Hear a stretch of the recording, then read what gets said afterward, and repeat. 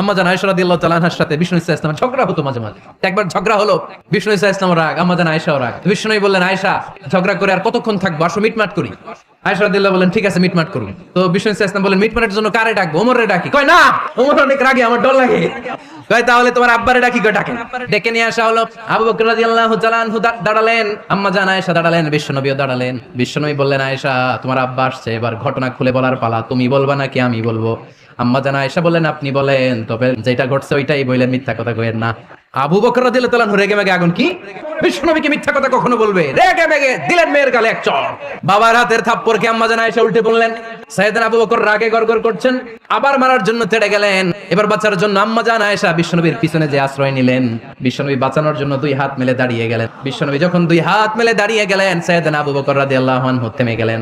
সাইয়েদনা আবু বকর রাদিয়াল্লাহু তাআলা আনহু ঘর থেকে বের হয়ে বারান্দায় দাঁড়ালেন। এবার বিশ্বনবী আম্মা জান আয়েশার কাছে যেয়ে বলেন, ইয়া আয়েশা, তুমি দেখছো কেমনে বাঁচাইলাম? আমি না থাকলে বর্তমানে ফেলতো আজকে। আমি বাঁচাইছি তোমারে, আমি আমার লগে ঝগড়া করো তুমি? লজ্জায় পড়ে আম্মা জান আয়েশা খিলখিল করে হেসে দিলেন। বিশ্বনবীও হেসে দিলেন। দুইজনের হাসির মধুর আওয়াজ শুনে সাইয়েদনা আবু বকর বাইরে থেকে অবাক, কিরে এতক্ষণ না ঝড় তুফান, এখন দেখি হাসি। সালাম দিয়ে অনুমতি নিয়ে ভিতরে ঢুকলেন। ঢুকে দেখেন আম্মা জান আয়েশাও হাসে, বিশ্বনবীও হাসে। এবার সাইয়েদনা আবু বকর রাদিয়াল্লাহু তাআলা আনহু বললেন, ইয়া রাসূলুল্লাহ, দুইজন যুদ্ধ লাগলে মীমাংসার জন্য যেমনি আমারে ডাকেন, এরকম হাসি আর আনন্দের মুহূর্তেও আমারে একটু ডাকেন।